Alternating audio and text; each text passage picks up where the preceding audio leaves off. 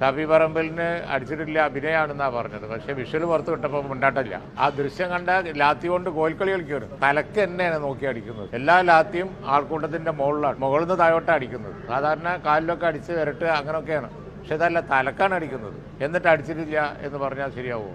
സ്വന്തമായി ഒരു സാറ്റിസ്ഫാക്ഷൻ കിട്ടുമെന്നല്ലാതെ ജനങ്ങളെ ഫൂളാക്കാൻ കഴിയൂല.